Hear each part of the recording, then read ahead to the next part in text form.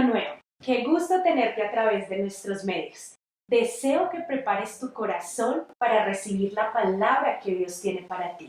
Bienvenido. Estamos en una serie y esta serie se llama Permaneciendo en Él. ¿Cómo se llama la serie?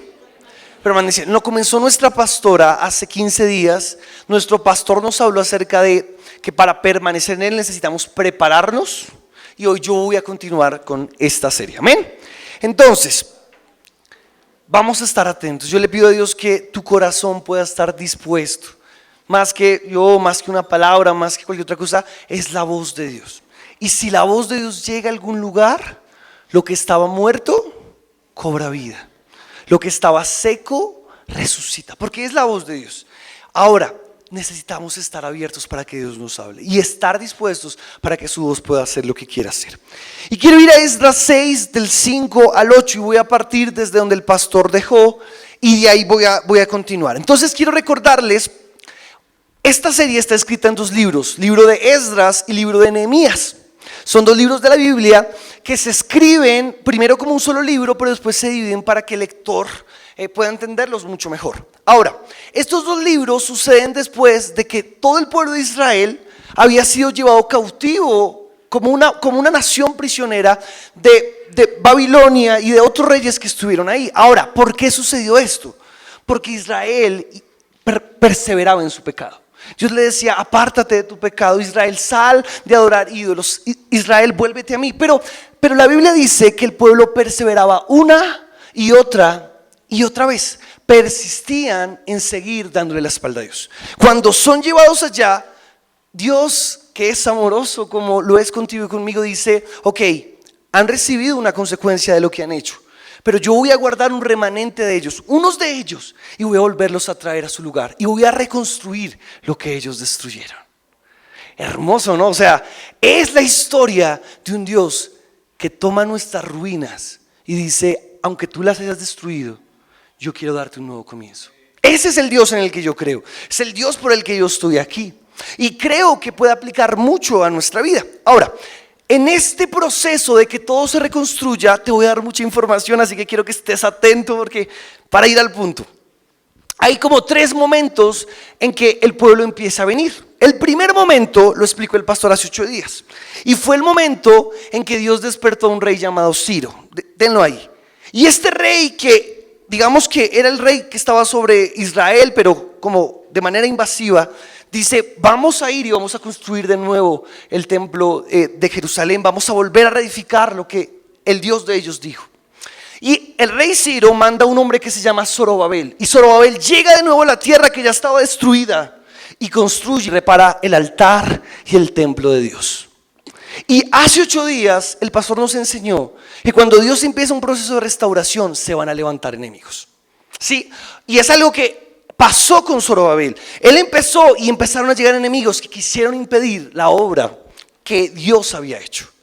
Ahora, dile al que está al lado, yo sé que esto parece tedioso, pero dile al que está al lado: ¿quién puede parar a Dios? Vamos, dile, pregúntale.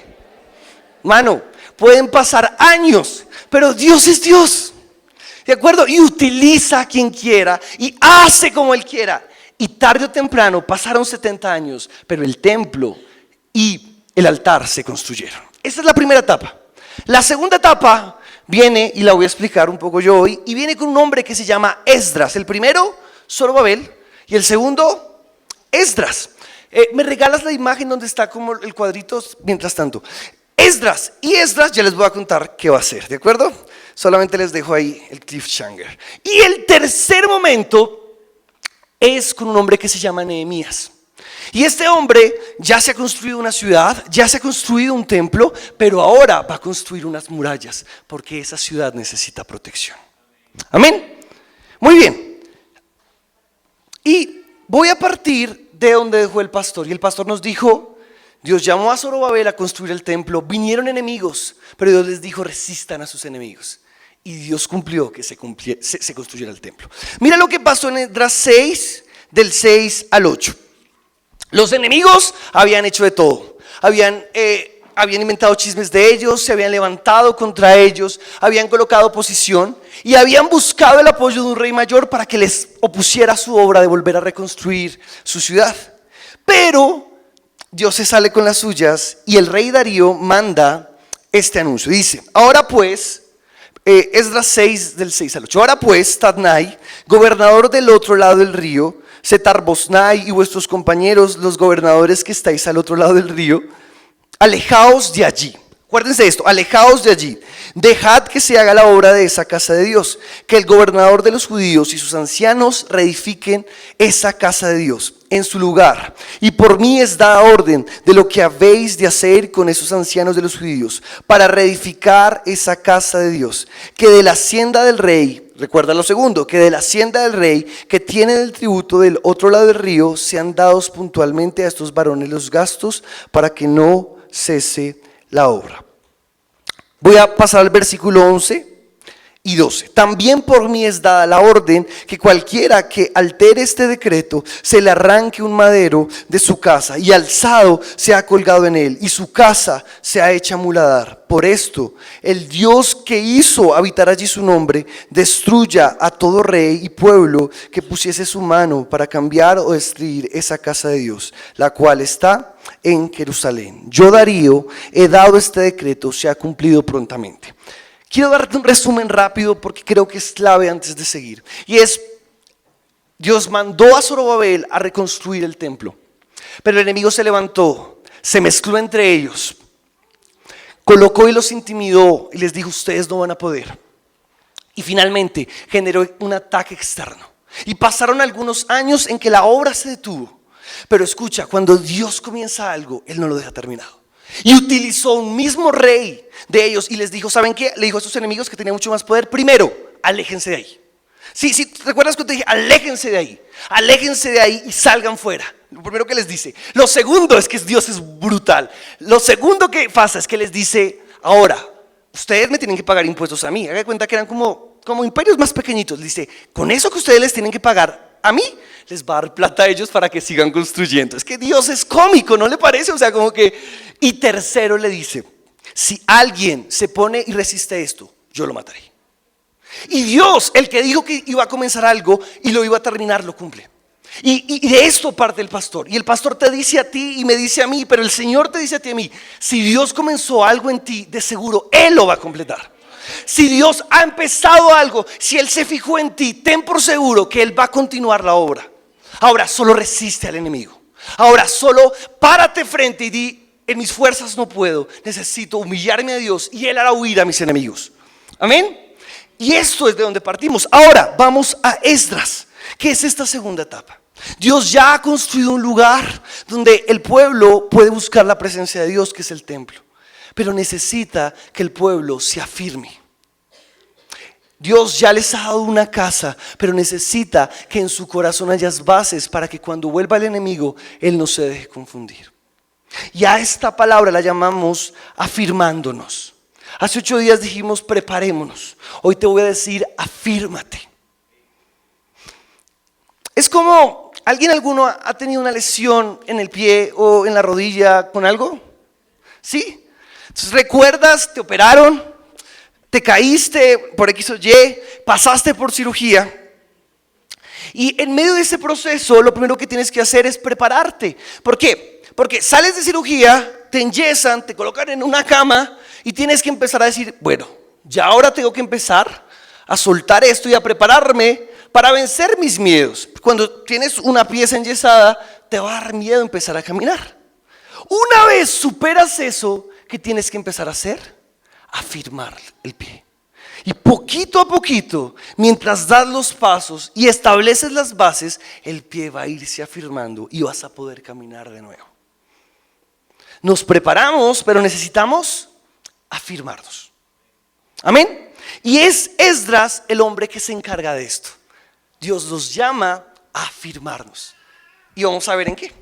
Esdras 7 del 1 del 5 al 6. Pasadas estas cosas, ya se había construido el templo, ya Zorobabel había logrado algo. En el reinado de Artajerjes, rey de Persia, Esdras, hijo de Seraías, hijo de Azarías, hijo de Hilaías, y van a seguir hijos de otros nombres, pero me saltó al 5 para no seguir con eso. Hijo de Abisúa, hijo de Finés, hijo de Eleazar, hijo de Aarón primeramente. Este era Esdras. Subió a Babilonia, él era escribo, diligente en la ley de Moisés que Jehová Dios de Israel había dado. Y le concedió el rey todo lo que pidió, porque la mano de Jehová estaba sobre Esdras. El segundo hombre que va a dirigir un proceso de afirmación en Israel se llama Esdras.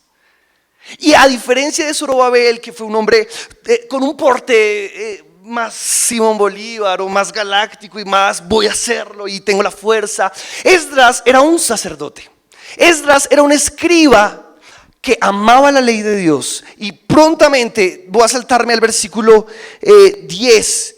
Mire lo que dice de Esdras. El versículo 10 dice: Esdras había preparado su corazón para inquirir, o sea, para cumplir, para revisar, para meditar la ley de Jehová y para cumplirla y para enseñarla en Israel. Este hombre que va a ser el encargado de afirmar al pueblo en un nuevo comienzo, es un hombre que tiene una característica, y es que es un hombre que ama la ley de Dios, que busca entenderla, que busca cultivarla, que busca no solo vivirla él, sino ser un promulgador y un vocero de esa ley para otros. Ese es Esdras.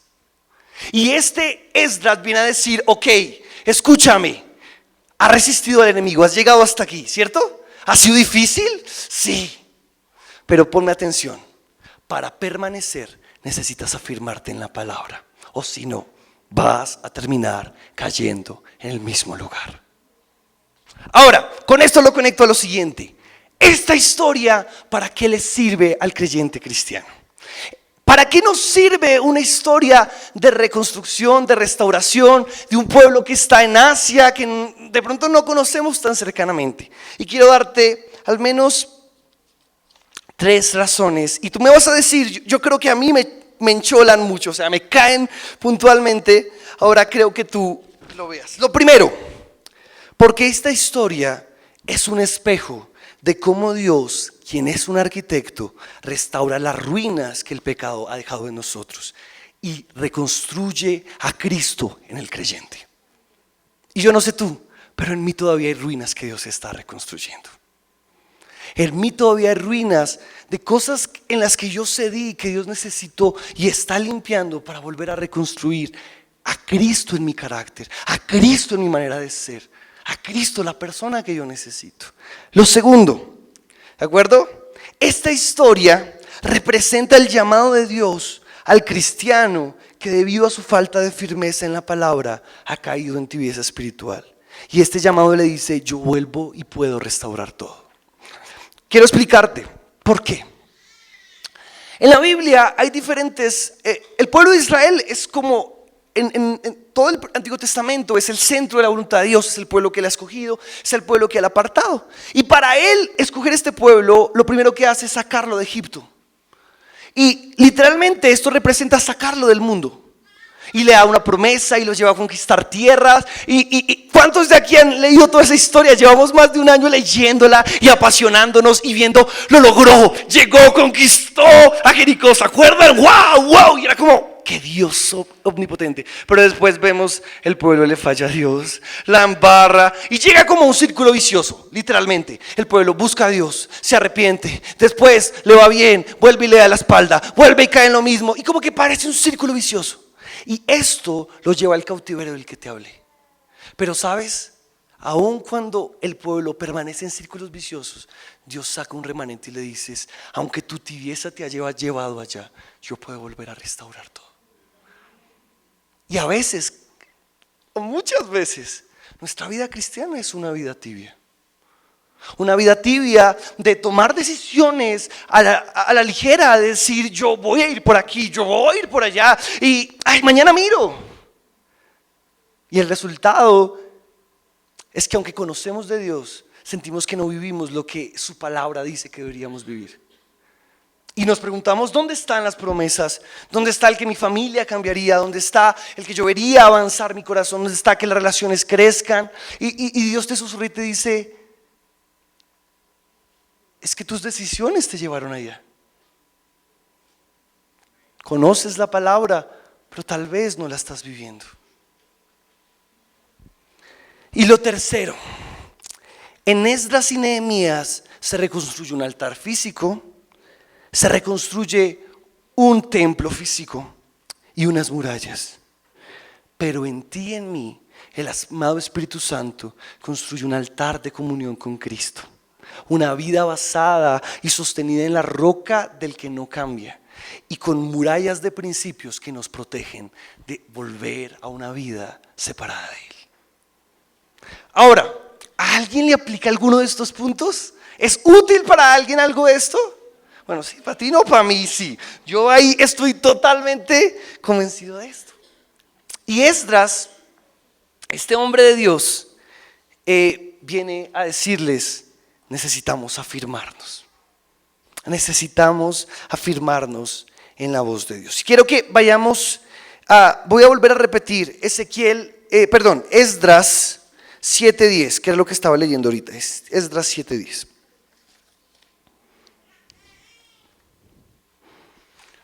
¿Listo? ¿Me ayudan? Vamos a leerlo todos juntos. ¿Listo? 3, 2, 1 y porque Esdras, preparado su corazón para inquirir en la ley de Jehová y para enseñar en Israel sus estatutos y sus decretos. Entonces Esdras representa este proceso de un hombre que nos enseña y nos dice al creyente, necesitas inquirir, es como experimentar, meterte en la palabra de Dios. Segundo, para que la puedas cumplir. Y tercero, para que no solo se quede contigo, sino para que la puedas enseñar a los demás. ¿Hasta ahí vamos bien? Amén. Ahora, seamos sinceros. Y a esto quiero llegar y he corrido rápido porque quiero hacer algo. Pero ¿cuántas veces nos han dicho que tenemos que afirmarnos en la palabra? Muchas. ¿Cuántas veces lo has intentado? Muchas. Ahora, ¿qué desafíos tenemos? ¿Por qué nos cuesta permanecer leyendo la palabra? ¿Por qué nos cuesta vivirla? ¿Por qué nos cuesta permanecer y decir, ¿cómo lo hago? Te voy a dar algunas opciones y tú vas a subrayar las que tienes, ¿de acuerdo? Vamos a ver con estos. Primera, ¿te da pereza leer la palabra? Sé sincero, ¿de acuerdo? Alguien me dijo a mí 2 cosas. Primera, leer. No solo leer es difícil. Y segunda, no, la Biblia a veces parece que está en otro idioma. Parece que fuera arameo, yo no sé, griego. Y cuando la empiezo a leer digo, ¿y esto cómo se empieza? ¿Hacia dónde? ¿Pereza? Segundo, no la entiendo. Y es difícil para mí continuar si no la entiendo. ¿Cómo voy a seguir cultivando algo que no entiendo? Tercero,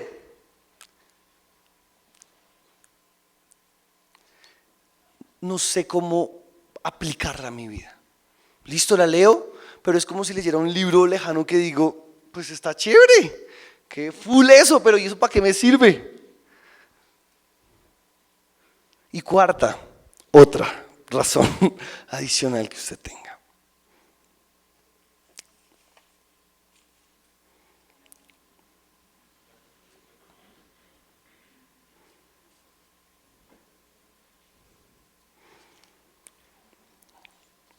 Vamos a ir a Esdras 7:25, solo Esdras 7:25. Yo te voy a hablar de 3 cosas que necesitas para afirmarte en la palabra de Dios. Yo solo voy a mandar el mensaje de lo que Dios nos está mandando a hacer. Y el llamado que yo siento de parte de Dios a esta iglesia y a cada creyente, y si solo uno se lo lleva está bien, es que Dios te está llamando a una iglesia a pasar de un evento, de un momento en que siente un fuego. Porque yo sé, y algunos me dicen, yo llego aquí en la iglesia y se siente tanta paz. Y siento algo tan diferente. Y es bonito. Pero Dios necesita pasar nuestras vidas de momentos bonitos a vivir procesos de restauración y procesos de vida. Porque si no, viviremos como montañas rusas en nuestra vida espiritual. Yo quiero buscar de Dios, hoy está re wow, estoy mal, me quiero morir, Dios no existe. Si yo no me afirmo en la palabra, mi vida va a seguir siendo una montaña rusa en mi relación con Dios. Y hacia eso quiero llevarte. Dice, y tú, Esdras, usa la sabiduría que Dios te ha dado a fin de nombrar magistrados y jueces que conozcan las leyes de tu Dios para que gobiernen a toda la gente de la provincia situada al occidente del río Éufrates. Enseña la ley a todo el que no la conozca. El adquirir un hábito de hacer de la lectura de la palabra un diario vivir y que ya se convierta en una base de mi vida, tiene que venir de un maestro. ¿De acuerdo? No es algo que venga naturalmente en nosotros, no es algo que venga insertado en nosotros. Por lo contrario, realmente el porcentaje de personas que les gusta la lectura no es el mayoritario, tal vez un 50, un 60. Y ahora leer algo que parece no aplicable pues hace más difícil la cuestión. Pero la Biblia dice, necesitas un maestro para hacerlo. Y ese maestro no va a ser ni Billy Graham, ni el hombre más sabio. Ese maestro se llama el Espíritu Santo. Y está contigo y mora en ti. Es el único que nos enseña la palabra. Es el único que trae convicción. Y es como que literalmente se sienta contigo y empieza a escudriñarte. Y te dice, bueno, quiero que leas ese versículo. Y es como si literalmente cogiera una lupa y entra a tu corazón y a examinar. Y ahorita vamos a hacer el ejercicio porque no quiero que esto se quede en práctica y quede como, qué chévere, la palabra se escucha bonita, pero vaya. Pero algo que quiero que te quede claro es que sin el Espíritu de Dios es imposible hacerlo. Esdras es un hombre que estuvo en ese momento, pero el Esdras de hoy se llama el Espíritu Santo y es un mejor Esdras. Es el maestro que está disponible y que mora en ti por cuanto tú creíste en Cristo y Él está dispuesto a enseñarte a leer la palabra. Amén. Ahora, ¿qué necesitamos para afirmarnos en la palabra? Y primer punto, no voy tan mal, me quedan 10 minutos y le hacemos. ¿Listo? Primer punto. Necesito reconocer que necesito de ella. Vamos, reconocer que necesito de ella. Esdras está en todo el libro de Esdras, en todo el libro de Nehemías. Pero Esdras hace algo particular en un momento y creo que representa esto que quiero. Esdras 8:21 dice lo siguiente: Esdras debía ir y llevar a unos cuantos a volver a reconstruir a Israel. Dice, allí junto al canal de Ahoba di órdenes de que todos ayunáramos y nos humilláramos ante nuestro Dios. En oración le pedimos a Dios que nos diera un buen viaje y nos protegiera en el camino tanto a nosotros como a nuestros hijos y nuestros bienes. ¿Sabes qué dijo Esdras? Esdras dijo, tengo que ir a hacer un viaje. Tengo que llevar a una gente a un lugar. Pero antes de ir, él dice que se postró y ayunó. Y ayunar es abstenerme de alimento para que mi espíritu crezca. Pero en ese momento le dice a Dios, Dios, si tú no vas conmigo, yo no puedo. Si tú no estás frente a mí, me es imposible. Si tú no guías mis pasos, yo no puedo. Y que yo te diga que para que empieces a cultivar una vida de palabra, tienes que tener un hábito de reconocer que necesitas de ella. Tiene que ver con que nadie va a buscar la palabra si primero no sabe que de ella necesita para vivir. Nadie va a empezar a decir, Dios, yo necesito que me hables de tu palabra si yo creo que yo puedo hacerlo por mi fuerza. Mateo 5:3, que es la primera principio de felicidad de acuerdo al modelo de Dios, dice, Dios bendice a los que son pobres de espíritu y se dan cuenta de la necesidad de Él. El primer principio del que te estoy hablando es que para empezar a leer la palabra, tú y yo necesitamos partir de un momento en que decimos, Dios, yo no puedo. La vida cristiana no es un mensaje como de desarrollo personal, es totalmente lo contrario. La vida cristiana no es un mensaje de, Ana, tú lo puedes todo, mírate adentro, eres súper poderosa. No, la vida cristiana es un mensaje que dice, el hombre sin Dios está muerto. Esa es la vida cristiana. La vida cristiana es un mensaje donde el hombre tiene que reconocer, Dios, lo he intentado 1000 veces y sigo en lo mismo. La vida cristiana nace de quitarnos las máscaras, de ser los superhombres que todo lo manejan y decir, Dios, soy un pobre en espíritu, no puedo. Perdí, soy incapaz de manejar a mi familia, soy incapaz de manejar este carácter que explota, soy incapaz, Dios, soy orgulloso, me la sacan y vuelvo y la exploto. Y entonces, cuando tú y yo reconocemos, no soy nada y no tengo nada, el Espíritu Santo toma tu mano y te dice, yo te puedo ayudar. Ayer alguien me decía, es que nosotros no somos nada. Y en mi cabeza yo pensaba, ese es el fundamento del cristianismo. A diferencia del mundo, crecer en el camino cristiano es humillarnos más ante Él. A nivel social, el que más poder tiene es el que más está arriba y el que más puede ponerse sobre otros. Pero desde la palabra, al que más se le da es aquel que se humilla cada vez más y a diario dice, Dios, yo no puedo sin ti. Eso es. El evangelio no va a surgir en alguien y no va hacia alguien si primero esta persona no dice, no, yo no puedo.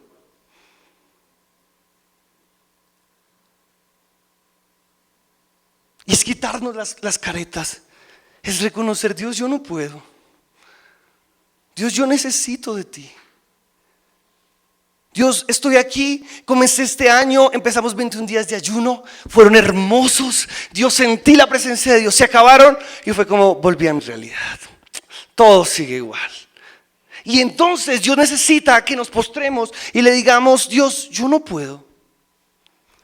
Dios, yo soy incapaz. Mateo 5:7. Dios bendice a los que son pobres de espíritu. Esta pobreza no tiene que ver con pobreza monetaria, tiene que ver con un reconocimiento de Dios, soy incapaz. Dios, no puedo seguir. Dios, no sé cómo manejar mis cosas. Dios, leer la palabra es imposible. Pero sabes, es como que a Dios le atrae eso. Ayer escuché un ejemplo y me llamó mucho la atención. ¿Te acuerdas cuando en el colegio elegían a los que iban a jugar fútbol? Para mí es un mal recuerdo. Soy muy malo, entonces comenzaban, tú, y yo bajaba mi cabeza, yo sabía que no me iban a elegir. Y yo, hasta que alguien decía, bueno, el mono, el crespo, y yo, ¿por qué? Porque el mundo elige al mejor, pero a Dios le atrae el que se hace débil. A Dios le atrae el que dice, yo no puedo. A Dios le atrae el que dice, yo necesito de ti para vivir. Yo necesito de ti para cada día permanecer. A Dios le atrae el que se rinde y dice, Dios, te necesito. Y para afirmarnos en la palabra, lo primero que Dios dice es, necesito un corazón que esté dispuesto a decir, es imposible sin Dios. Yo no puedo sin Dios. Y eso solo sucede cuando lo miramos a Él y lo vemos tan grande que decimos, Dios, la inmundicia de mi corazón es grande, la autosuficiencia de mí es grande, lo he intentado muchas veces, pero no puedo, Dios.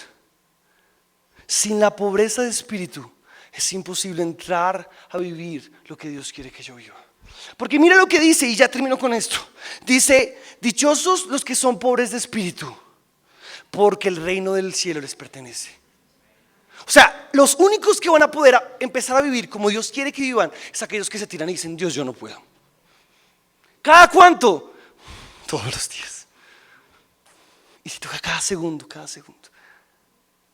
Pero son solo aquellos los que se rinden a diario, los que se postran, los que dicen no sé cómo hacerlo. Segundo, ¿cómo nos vamos a afirmar en la palabra? Escuchándola. Nehemías 8 del 1 del 3 al 5. Es un momento en que ya se han reconstruido las tres cosas hasta las murallas. Y Dios envía a Esdras a que el pueblo se reúna y empiece a leer la palabra de Dios. Es lo que pasa. Todo el pueblo se reunió, me regalas Nehemías 8 del 1 al 3, y se juntó todo el pueblo como un solo hombre en la plaza que está delante de la puerta de las aguas.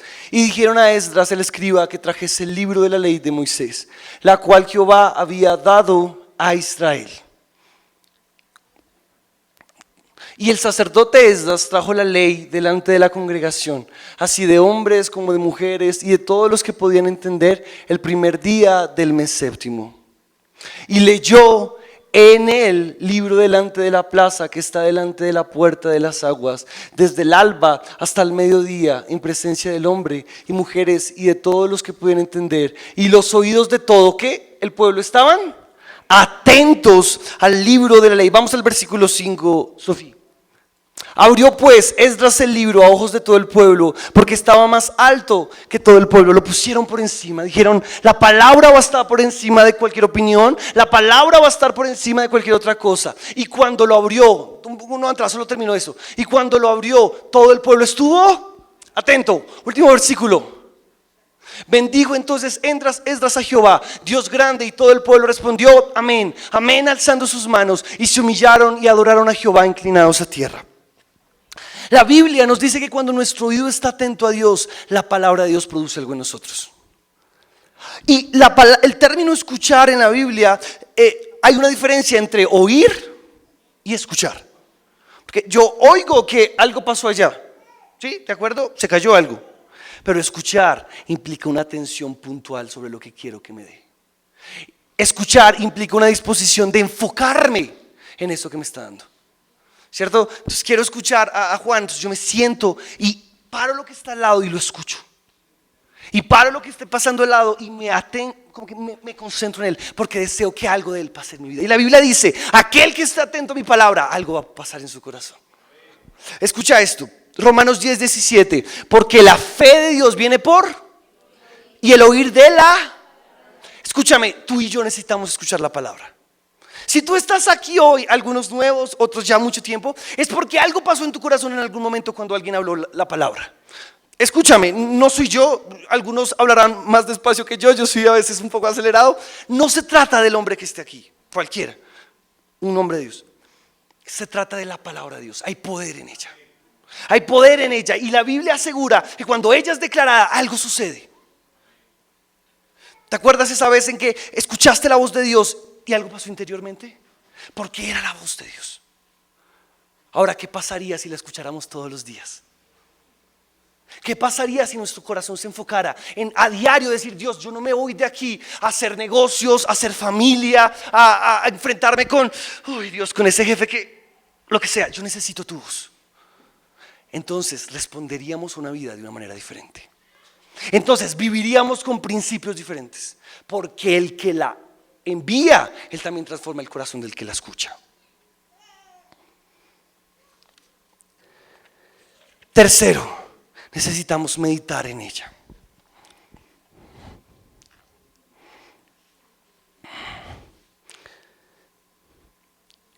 Nehemías 8 al 7 al 9 dice lo siguiente, Nehemías 8, 7 al 9.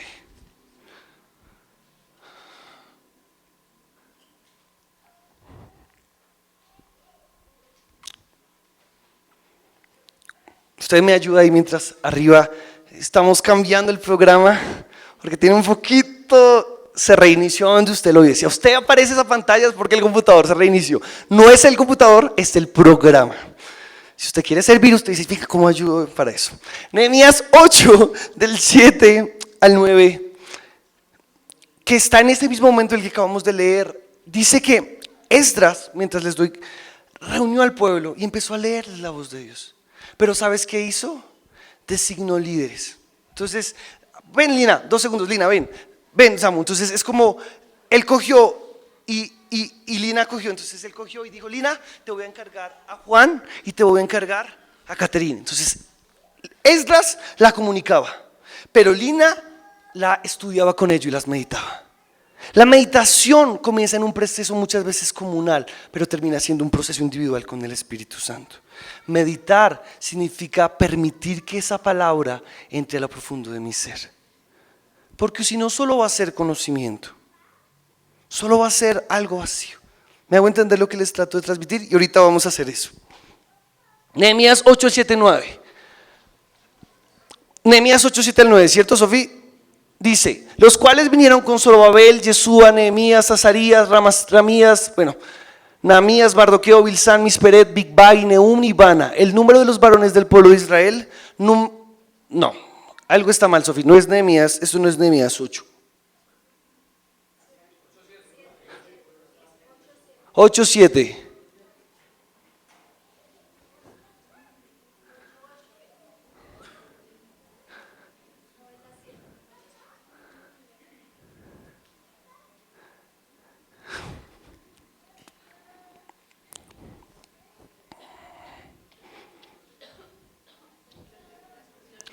Y los levitas Yeshua, Van y Serebías, voy a dejarlo hasta esto, y pelean más abajo. Hacían entender al pueblo y el pueblo estaba atento. Meditar tiene que ver con callar para escuchar la voz de Dios. Pero esta práctica es una práctica que muchas veces necesita de alguien que nos enseñe. Yo le doy gracias a Dios por hombres que un día se sentaron conmigo y me enseñaron a leer la palabra. Para mí la palabra hoy es una delicia. Y hay días en que digo, Dios, hoy no entendí nada. Pero hay días en los que mi corazón arde de pasión. Y aunque mi mundo esté locamente diferente a como yo lo desearía, la palabra me sustenta a diario. La palabra ha sido la guía de mi vida. Y por eso hoy estoy siendo muy rápido, parezco botando muchas cosas, pero Dios nos ha mandado como iglesia a empujarlos y a decirles, sin la palabra no vamos a poder seguir. Escúchame, vamos a caer en un mismo lugar siempre. Si la Biblia no se convierte en nuestra carta de amor diaria, en nuestro lugar de encuentro con Dios, tarde o temprano venir a la iglesia solo va a ser una cosa de un club social. Bonito, qué chévere, cantan más o menos bien, pero no va a haber profundidad en lo que estamos haciendo. Y solo quiero terminar con esto para hacer lo que quiero que hagamos. Moisés, imagínate lo siguiente: hay un barco y tú eres el capitán de ese barco. Y ese capitán, y para ir al lugar al que tienes que ir, tienes una brújula, pero tienes un timón también. Ahora, sales del punto A y tu destino es llegar a un punto B. Cuando sales, al menos reconoces lo que hay atrás, al menos reconoces lo que hay adelante, pero empieza a pasar el tiempo y solo vas a ver agua. Y la única indicación que te da el hombre, que te da la dirección es: necesitas calibrar el timón o el manubrio a diario.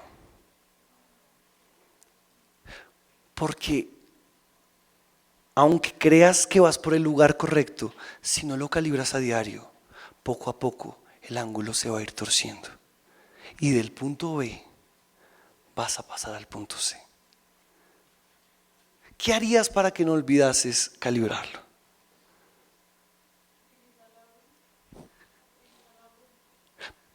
Todos los días tienes que calibrarlo. ¿Qué harías?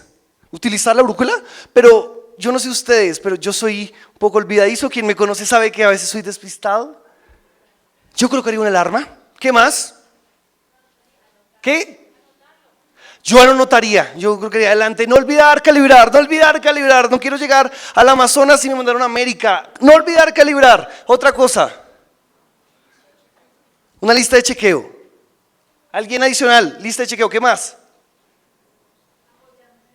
Ah, esa. Yo le diría a Anita que está, tú estás conmigo, Anita, mañana 8 en punto, no me olvides, tengo que calibrar. Le diría a Samuel, acuérdame. Porque contar con otro para recordar que a diario tienes que volver a calibrar el timón te va a ayudar y te va a asegurar que vas a ir por el lugar correcto. Necesitamos al otro para empezar a hacer de este hábito un hábito diario. La belleza del pecado sigue siendo bello porque no hemos conocido la belleza de la voz de Dios. Y nos vamos a seguir enredando en el pecado porque nuestros ojos no están en la verdadera belleza de la voz de Dios. Cuando esa belleza no se revela día a día, el pecado se vuelve algo que dices, no quiero eso. Su voz es más apasionante, su voz me atrae. Y aunque hay momentos en que te desvías, vuelve y recuerda, la voz me llama.